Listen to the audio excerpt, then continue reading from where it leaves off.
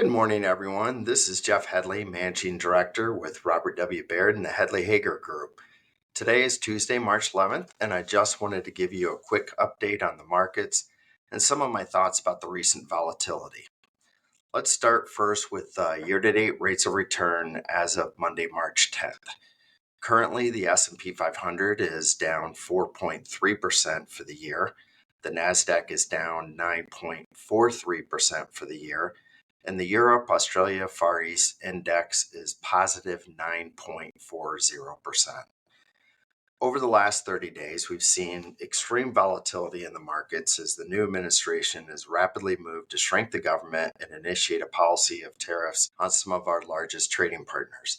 The mixed messages that we're getting of tariffs on and tariffs off has created confusion for not only the corporations, but consumers as well. This in turn has created a lot of weakness in the financial markets. Remember, markets don't like uncertainty. We're getting a lot of that right now. A couple of things, though, I want you to keep in mind. Ben and I have been repeatedly discussing volatility coming to the financial markets this year, and especially the first 6 months of this year. We've also discussed being prepared for a 20 to 30% correction in the market over the next 2 years. Part of this is just a normal cycle that we go through, and part of this would be the volatility in the way new policies would be rolled out with the new administration. The critical and important thing for us is the data we follow daily. It's true that we had strong data on multiple fronts coming into this year, and the uncertainty of items like the tariffs are starting to weaken them.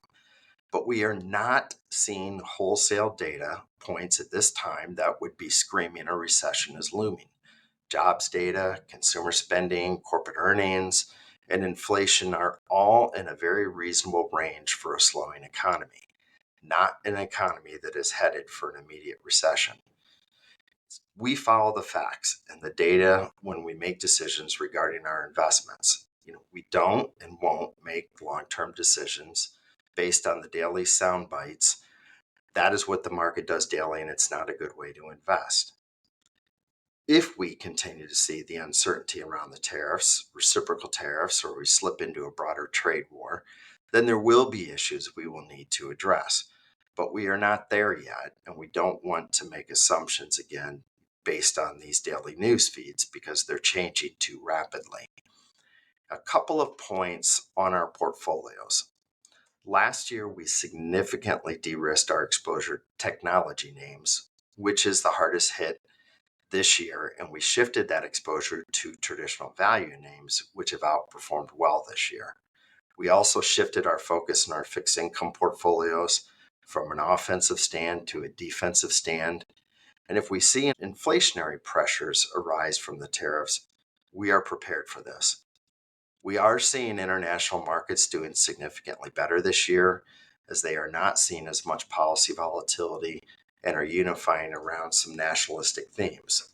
While 3 months do not make a trend, we're watching it very carefully and will act accordingly if we see a longer-term trend developing that would warrant us shifting more money into those markets. Again, we do not want to make decisions on very short-term things. We need to see trends developing for us to make a longer-term decision. We've had large changes in domestic and foreign policy in a very short period, and it is still way too early to judge the overall impact of this. What we don't want to do is make short-term decisions that affect longer-term objectives and that are aligned with your life and portfolios. You've always heard me say this, and if you haven't, you'll hear it now. Financial markets control politicians and not the reverse. I believe you will be seeing this play out over the coming months. And unfortunately, no politician listens to markets when they go up, only when they go down. This can also mean that it's not just the stock market, but it's also the bond market. So those are two things that we watch very, very carefully in terms of how they do impact policy decisions that are hitting us now or potentially will hit us down. I know this is a volatile time right now, lots of news headlines. As always, please reach out to Ben and I with any additional questions. We are here to help you make sure that you are comfortable with your investments and the decisions we're making.